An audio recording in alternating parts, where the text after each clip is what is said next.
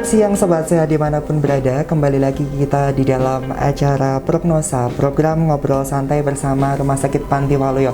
Kembali bersama saya Yon Setiadi. Kita akan membahas tentang penyakit, salah satu penyakit yang sepertinya orang awam jarang mendengar penyakit ini. Kita akan membahas tentang lupus di tengah pandemi COVID-19. Nah, ke tanggal 10 Mei kemarin diperingati sebagai Hari Lupus Sedunia. Dan telah hadir bersama saya Dr. Suradi Mariono, spesialis penyakit dalam, konsultan hematologi onkologi. Selamat siang dokter. Selamat siang. Berbicara tentang penyakit lupus ini ya dok ya. Ini orang awam banyak yang belum tahu ya dok ya untuk penyakit lupus ini, dan banyak orang berbicara tentang lupus ini adalah sebagai penyakit 1000 wajah. Betul. Nah, itu sebenarnya penyakit seperti apa ini dok? Iya, jadi lupus itu nama lengkapnya kalau di bidang kedokteran singkat SLE. SLE. S itu Systemic Lupus Erythematosus. Di systemic itu menyeluruh artinya. Lupus itu kayak gangguan lupus. Erythematosus itu erythem, jadi gangguannya di kulit warnanya kemerah-merahan gitu ya. Jadi sistemik lupus erythematosus yang biasa disingkat dengan lupus.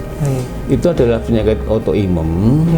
Jadi penyakit autoimun adalah penyakit di mana sistem imun tubuh itu responnya salah. Harusnya dia melawan barang-barang dari luar ya, pendalam, tapi dia melawan tubuhnya sendiri. Oh gitu. Jadi melawan tubuh sendiri, akibatnya tubuh sendiri dapat gangguan itu luas sekali ya, mulai dari ujung rambut sampai ya apa itu rambut, kepala, mulut, mata, paru-paru, jantung, sendi, semua hampir semua kena semua. Orang disebut dengan great limiting disease ya, jadi yang sangat luas sekali penampilannya, dan kadang-kadang orang nggak cuma sebagai penyakit 1000 wajah gitu betul ya. Saya kira itu yang penting itu. Baik, sebelum kita masuk lebih dalam lagi untuk mengulas penyakit lupus ini ya dok ya, kita mengundang untuk para sobat sehat dimanapun berada untuk bisa bergabung bersama saya dan Dr. Suradi. Kita membuka atensi dan pertanyaan melalui kolom komentar yang ada di bawah ini. Silakan untuk bisa mengirimkan pertanyaan dan kita akan jawab bersama-sama bersama Dr. Suradi. Dan akses live Instagram ini dapat diakses selama 24 jam ke depan, dan jangan lupa untuk mengunjungi channel YouTube kita di @rs_pantiwaluyo. Baik dokter, untuk penyakit lupus ini siapa saja dok yang dapat terkena, atau faktor risiko yang lebih tinggi dapat terkena siapa saja dok? Jadi hampir semua orang terkena, yang terutama wanita ya. Jadi wanita kasihan ya, mudah kena infeksi dan punya penyakit, dan banyak sekali penyakitnya. Termasuk lupus itu banyak menyerang wanita, walaupun pria juga bisa ya, tapi lebih sering pada wanita. Gitu, berarti presentasinya lebih banyak ke wanita ya dok ya. Sekitar di usia berapa dok dapat? Ya terutama umur biasanya dia muncul agak lebih awal ya, sekitar umur ya pertengahan 15-an itu ya, dia itu udah mulai muncul. Dan paling banyak antara 30-40 tahun tuh segala macam penderitaannya gitu ya. Berarti sekitar usia-usia dewasa begitu? Iya, dewasa. Ada menutup kemungkinan untuk usia anak-anak bisa mulai terdeteksi untuk lupus ini dok? Ada kemungkinan, terutama dia kan itu penyakit genetik. Jadi gennya dia dapat dari ibunya. Itu bisa kena, disebut lupus neonatorum ya, lupus pada anak-anak. Untuk penyebabnya sendiri apa dok untuk penyakit lupus ini dok? Penyebabnya secara umum tidak jelas. Cuma terkena terjadi gangguan imun tadi. Jadi sistem imun tubuh itu harusnya dia menyerang barang-barang dari luar, dia menyerang organ tubuhnya sendiri ya. Gitu. Dan yang penting di sini ada beberapa penyebab. Yang pertama genetik ya, genetik. Yang kedua faktor lingkungan. Faktor lingkungan itu ya memang banyak sekali yang berpengaruh. Yang di beberapa buku dikatakan dia dapat mudah sekali kambuh akibat pengaruh sinar matahari. Jadi sangat dihindari sih sinar matahari ya. Di lain sama COVID ya. Kalau mencegah COVID itu kita membuat banyak vitamin D, dan dianjurkan kita berjemur antara pukul 8 sampai 9 pagi ya. Tapi kalau lupus tidak boleh, itu dia dapat menyebabkan kambuh atau flare atau istilahnya itu. Dan juga faktor lain termasuk kalau itu tidak boleh terlalu kecapean, harus banyak memperbaiki daya tahan tubuhnya ya. Iya. Nah, jadi kan banyak sekali ya dok ya penyebab atau pemicu untuk bisa kambuh gitu. Sebenarnya gejala yang spesifik itu apa dok? Ya, jadi itu banyak gejala tadi katakan dapat menyerang hampir seluruh organ tubuh ya. Yang khas itu biasanya di muka. Di muka itu ada, atau di kulit bagian dada atau punggung dan dari muka itu disebut namanya eritem ya. Eritem itu kemerah-merahan berbentuk bulat. Dan yang lebih khas lagi ada gangguan namanya butterfly. Butterfly itu kupu-kupu ya. Kupu-kupu di muka, di sekitar hidung itu ada itu merah kayak teman-teman bulat-bulat itu. Itu khas sekali itu. Jadi kalau ada orang di sekitar hidung timbul bercak-bercak kemerah-merahan kanan kiri disebut butterfly appearance. Jadi gangguan pada seperti bentuk kupu-kupu gitu ya. Itu yang khas. Kalau yang lain banyak sekali, dia timbul anemia, timbul kekurangan trombosit, kemudian nyeri-nyeri sendi ya, persendian. Lebih lanjut dapat kena paru-paru, jantung dan beberapa organ yang lain gitu. Apakah semua penyakit lupus yang dialami orang-orang itu semua menimbulkan gejala-gejala seperti butterfly tadi dok? Iya, kadang-kadang suatu ketika dia dapat timbul namanya flare. Flare itu semacam kambuh itu dapat muncul itu. Dan itu tergantung dia bagaimana memelihara tubuhnya supaya nggak terlalu sering terjadi flare. Jadi mungkin biasa sekali dia mungkin muncul itu yang sehingga dia jadi hafal dan dia dapat mempertahankan lifestyle-nya, kehidupan sehari-harinya gitu. Baik. Sedikit saya ngomong masalah COVID ya. Jadi penyakit COVID-19 ini adalah penyakit yang cukup memprihatinkan ya. Di sana dia terutama penderita yang harus hati-hati ya, terutama umur yang manula, udah 60 tahun. Yang kedua berpenyakit namanya komorbid, penyakit yang sudah ada misalnya hipertensi, penyakit jantung, penyakit gula atau penyakit yang lain itu ya. Termasuk penyakit autoimun. Jadi dia tuh kalau sistem imunnya lemah itu mudah kena, dan kalau kena bisa hebat sekali itu kan. Jadi khusus untuk penyakit autoimun termasuk lupus itu harus hati-hati sekali dan menjaga dirinya, sehingga dia harus sangat taat sekali dengan anjuran pemerintah ya, jaga jarak, pakai masker, cuci tangan dan lain sebagainya itu ya. Baik, soal gaya hidup ya dok ya. Kita jawab pertanyaan dulu untuk yang sudah masuk ke komentar di tempat kami dari @sinung_anindita.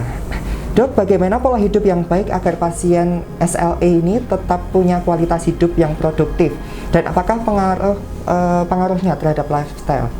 Gitu dok. Jadi kualitas hidup adalah keadaan sehari-hari di mana seorang penderita dapat melaksanakan sehari dengan cukup nyaman, makan enak dan lain sebagainya. Ya, terutama beberapa ahli mengatakan hindari sinar matahari ya teman. Yang kedua, jaga kondisi tubuh, jangan sampai kecapean. Dalam kata juga maksudnya supaya sistem imunnya kuat. Itu yang kuat. Jadi ya, terus obat-obatan itu mudah sekali menimbulkan kambuh atau flare. Itu hati-hati sekali dalam menggunakan obat. Jangan sembarang obat ya, jadi harus hati-hati sekali dan harus minum obat yang khusus dari dokter yang ahli lupus ini ya, terutama ini ya. Itu harus hati-hati. Yang berikutnya, jadi menjaga kondisi termasuk tidur cukup tadi ya, tidur cukup, banyak makan protein, dan saya kira itu yang penting ya. Baik. Karena dikatakan penyakit ini gejalanya sangat banyak ya dok ya. Biasanya dokter apakah bisa langsung mendiagnosa, oh ini tuh kena lupus, atau butuh berapa lama dok untuk mengetahui seseorang terkena lupus? Kalau yang sudah bentuk lanjut mudah sekali. Biasanya kita ketemu ya biasanya orang kondisinya kurang bagus gitu ya. Kurang bagus, kadang-kadang rambutnya rontok, tempat namanya budak. Budak, dan yang paling penting ada tadi butterfly itu kubu-kubu ya. Butterfly appearance di sekitar hidung. Jadi hidungnya kanan kiri dia timbul bercak-bercak merah-merah kehitaman, bentuknya bulat gitu. Itu hampir di sekitar hidung, hampir sekitar pipi itu ya. Itu namanya butterfly, itu khas sekali. Dan nanti kalau udah kita tanya-tanya, dia sering bergerak seperti orang nyeri sendi itu. Rematik itu biasanya muncul dia rematik sendi-sendinya. Dan kalau udah komplikasi lebih lanjut bisa gangguan paru-paru, gangguan jantung, kemudian juga biasanya orang itu menderita gangguan darah, anemia ya Bang Leseng, anemia kurang darah, dan kelihatan pucat masih itu. Saya kira tidak terlalu sulit kalau sudah bentuk lanjut ya. Iya. Berarti kalau misalnya dia masih awal-awal belum stadium lanjut begitu, agak susah atau gimana dok? Ya kadang-kadang tidak begitu khas ya, tidak begitu khas. Sehingga kita ya saya kira untuk kalau seorang dokter yang udah ya tidak ada masalah ya, mungkin kita harus analisa secara teliti satu persatu, dan apalagi kalau kita tanyakan bagaimana riwayat keluarganya, itu mungkin tidak terlalu sulit saya kira bisa aja. Begitu. Lantas bagaimana dok cara mendeteksi sendiri dari segi sudut pandang dokter untuk mendiagnosa penyakit lupus ini? Apakah ada pemeriksaan khusus? Oh ada. Jadi kalau dari anamnesis tadi ya itu ada namanya itu dari khususan pemeriksaan bukan laboratorium ya. Itu ada tadi katakan ada malares, jadi rasa itu bercak di muka, kemudian butterfly appearance tadi, kemudian nyeri-nyeri sendi, dan rambut buta, kemudian sering ada namanya stomatitis seperti kalau orang Jawa gomen dulu, radang di rongga mulut. Oh ya. Itu. Kemudian nyeri-nyeri sendi, biasanya kalau dia bangun pagi hari, seperti orang sakit sendi biasa, rematik tuh, nyeri-nyeri sendi. Kalau udah digerak-gerakkan dia baru baik beberapa menit kemudian itu baru nanti kalau timbul komplikasi yang lain, termasuk penyakit jantung atau penyakit saraf tuh lebih lagi. Efikas tadi. Ya dok, dan sobat sehat dimanapun berada, saat ini kita sedang dalam masa pandemi COVID-19 nih ya dok ya. Karena semua orang sangat riskan untuk terkena COVID ini. Lantas apa ada hubungannya, korelasinya apa dok dengan lupus ini? Apakah penyakit lupus dapat mudah terkena untuk COVID ini atau bagaimana? Iya betul. Jadi terutama penyakit COVID-19 itu dia kalau kena orang-orang yang tadi katakan manula ya, orang usia lanjut, orang-orang yang berpenyakit sebelumnya, misalnya hipertensi, gangguan ginjal, penyakit gula, atau penyakit autoimun. Autoimun itu banyak sekali. Yang kita adalah ya lupus itu harus lebih hati-hati. Dan soalnya dia pertama dia mudah kena, kalau kena dia dapat timbul hal yang kurang bagus ya. Jadi biasanya lebih cepat meluas gitu. Ya itu terutama yang dianjurkan, makanya hati-hati kita masuk. Kalau di rumah sakit itu dianjurkan orang-orang yang umur lemah atau umur tua tuh tidak boleh bekerja dulu, sudah istirahat di rumah. Karena resiko penularannya memang betul sangat tinggi ya dok ya. Ya perlu diperhatikan untuk sobat sehat semuanya, seperti kalau misalnya sudah punya bawaan hipertensi, gula maupun lupus ini sangat lebih rentan daripada yang sehat ya dok ya. Lebih rentan terkena COVID-19 ini. Lantas untuk orang yang sudah mengidap lupus ini dok, pengobatannya seperti apa dok? Jadi pengobatan itu dapat dikatakan hampir tergantung gejalanya ya. Gejalanya yang pertama obat-obat nyeri sendinya itu ada obat khusus yang namanya seperti obat malaria, hidroksikloroquine itu sering dipakai. Kemudian dapat juga obat-obat semacam obat anti kanker ya, anti kanker yang disebut siklofosfamid. Itu anti kanker tapi dia punya efek anti radang. Anti radang atau memperbaiki sistem imun, termasuk untuk lupus gitu ya, siklofosfamid. Itu yang obat yang obat yang berat ya. Kalau obat yang ringan tuh harus hati-hati, pencahayaan panas obat panas. Kalau ada infeksi obat anti infeksi. Dan kalau kemudian obat-obat yang golongan yang steroid. Steroid itu misalnya prednison, metilprednisolon, dexamethasone, itu juga harus hati-hati. Kadang-kadang itu harus pengguna harus sekali. Saya itu kadang itu orang kadang pasien itu dia pengalaman, wah dulu kasih ini bagus ya, tapi kadang dia kasih itu timbul flare, timbul kambuh, timbul gejala, itu yang kurang bagus. Makanya harus hati-hati sekali, tidak boleh sembarangan, harus sesuai dengan anjuran dokternya ya. Jaga itu, terus diet banyak mengandung protein, dan tidak boleh kecapean, itu yang paling penting. Baik, apa bisa sembuh dok? Dapat dikatakan agak sulit juga. Jadi penyakit itu yang penting penyakit itu tidak jadi ada masa-masa flare, masa-masa pasif. Jadi kalau udah flare itu serangan ya, atau kambuh itu ya. Kalau udah kambuh itu sedikit namanya pasif itu, tapi itu tidak sembuh. Jadi kalau sembuh itu dapat dikatakan agak sulit ya, agak sulit. Yang dia timbul lama-lama timbul, hilang timbul gitu jangka lama. Dan pencegahan gini kalau jangka lama itu biasanya makin lama makin kurang, bukannya makin bagus, tapi biasanya makin kurang bagus. Gitu. Karena ini ya dok ya, apa namanya, sesuatu yang berkembang di masyarakat, penyakit lupus ini kan banyak orang takut dan merasa dihindari gitu dok. Orang-orang yang mengidap lupus ini banyak orang dihindari. Nah ini sebenarnya penyakit menular atau tidak sih dok? Tidak ya dok ya? Itu malah salah kaprah. Jadi itu penyakit itu terutama faktor genetik. Gen kurang itu lain-lain ya, gen itu, dan itu tidak menular. Lain seperti infeksi atau penyakit seperti itu bisa menular, tapi kalau ini udah dapat kan tidak menular apa. Memang ya kalau orang luar melihat itu seperti yang nggak nyaman gitu lihatnya, nggak enak dilihat dulu sehingga dia menghindari itu, tapi nggak nular ya. Iya. Sebenarnya kita pendekatan pun tidak ada masalah ya, justru kita harusnya mendukung untuk seseorang yang terkena lupus ini untuk bisa lebih psikologis di sport itu lah. Justru itu lebih bisa meningkatkan imunitas dari pasien itu sendiri ya dok ya. Baik, ini dok, bagaimana meningkatkan kewaspadaan dari masyarakat ini dok? Karena penyakit lupus ini kan juga tadi gejalanya sangat banyak. Nah, pendeteksiannya juga setelah dapat dideteksi dengan mudah itu setelah seseorang memasuki stadium lanjut.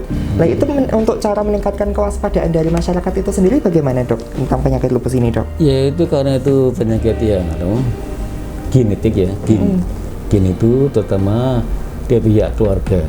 Biasanya yang tahu tuh orang kena lupus, dan mestinya dari pihak keluarga jangan dikucilkan, tapi harus di-support secara psikologis dan terutama dia menghindari supaya dia tadi katakan jangan sampai kena sinar matahari yang enggak perlu sekali. Yang kedua jangan kecapean itu, dan yang ketiga tadi jangan menggunakan obat-obat yang tidak diuraikan dokternya, itu nanti yang dapat menimbulkan kambuh atau flare tadi.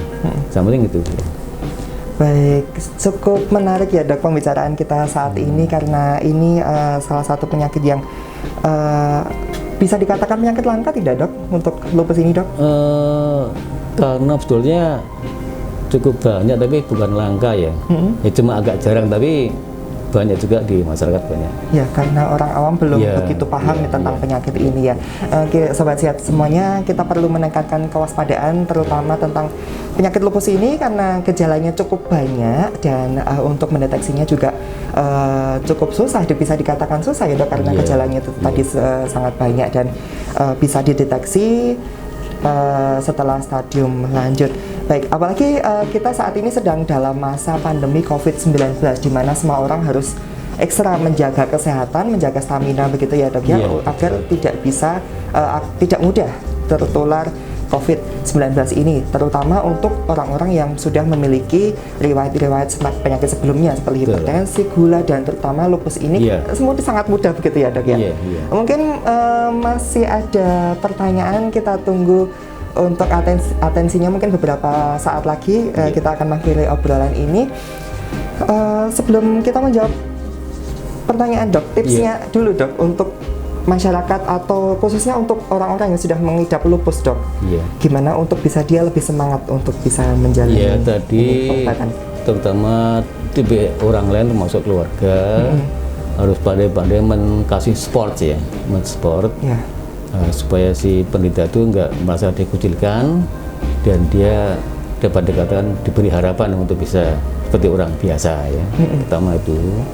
Yang kedua untuk si penderita sendiri, tadi saya katakan itu beberapa dikatakan menghindari sinar matahari. Jadi lain sama COVID tuh ya. Kalau COVID cuma suruh berjemur ya, tapi Justru ini berjemur. harus Kebalikannya menghindari. begitu ya dok ya. Jangan saya terlalu banyak sinar matahari. Yang kedua, jaga kondisinya. Jangan kecapean, tidur cukup ya, makan teratur. Soalnya kalau kecapean dia melemahkan sistem imunnya. Dia lebih mudah terjadi flare atau kambuh nanti. Ya. Baik, kita jawab pertanyaan terakhir yang masuk ke kolom komentar kami dari @arindawedinia. Masa hidup pasien setelah didiagnosa lupus, dok, berapa lama dok? Untuk dia bisa dikatakan stabil atau bahkan sembuh, dok? Iya. Jadi kalau memang dia ada 2 fase ya. Dia dapat terjadi flare atau terjadi ya bukan semacam sembuh tapi pasif ya. Masih. Tidak aktif maksudnya. Nah, itu pertama itu. Yang kedua kalau masalah hidup kan kalau itu masalahnya Tuhan ya. Iya. Nah, tapi biasanya masih dapat bertahan beberapa lama, bisa bertahun-tahun ya, bisa bertahun-tahun bahkan bisa 5-10 tahun bisa lebih ya, asal dia dapat menjaga kondisinya.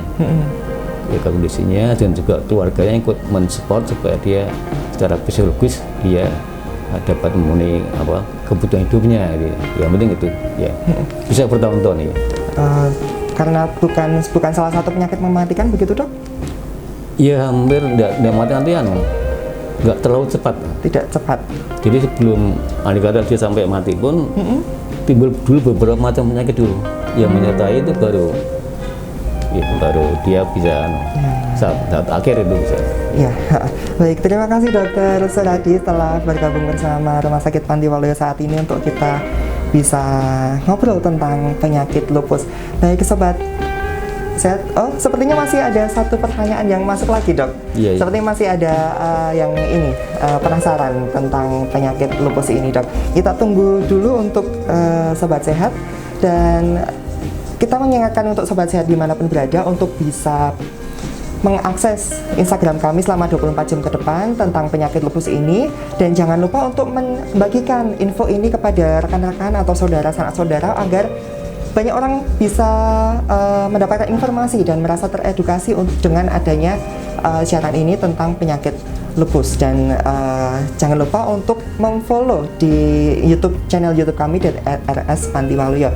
Baik, terakhir ini dok, @nita_bali dok, bagaimana gejala memori loss pada pasien lupus di usia muda? Iya, jadi memori itu adalah kemampuan pengingatan ya di sistem pengingatan otaknya.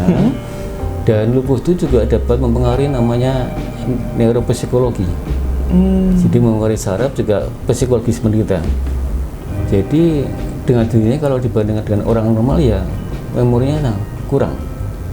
Memang dia dapat kena sarafnya, apalagi dia mungkin kena stres kali ya. Stres kadang dia. Jadi dengan sendirinya dia akan mempengaruhi memorinya sehingga kurang begitu kuat ya, sehingga kalau penderita lupus ini ikut misalnya sekolah ya, mungkin prestasinya tidak terlalu baik ya, tidak terlalu baik ya. Jadi memang ada pengaruhnya tentang memori ini ya dok ya. Kalau dia jalan dikurang gangguan neuropsikologis judulnya, jadi saraf dan psikisnya, kejiwaannya. Baik, ada tambahan satu lagi untuk gejala dari lupus ini ya dok ya. Baik, terima kasih Dokter Suradi Mariono, spesialis penyakit dalam konsultan hematologi onkologi, telah bergabung bersama kami untuk membahas tentang penyakit lupus ini. Dan sobat sehat dimanapun berada, saat ini kita juga tahu kita dalam masa pandemi COVID-19, kami tetap memberikan saran untuk bisa menjaga kesehatan begitu ya dok. Betul, ya, menjaga imunitas, memperbanyak berjemur untuk mendapatkan vitamin D begitu dok ya. Kalau orang kena COVID ya, tapi kalau lupus jangan berjemur gitu.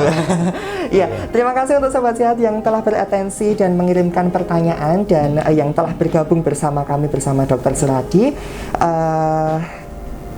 Dan akses Instagram ini dapat diakses selama 24 jam ke depan. Jangan lupa untuk bisa membagikan informasi ke sanak saudara dan jangan lupa untuk mengakses channel YouTube kami di @rspantiwaluyo, dan jangan lupa untuk menantikan akses Instagram kami untuk mendapatkan info-info menarik seputar kesehatan berikutnya. Sampai jumpa. Dadah.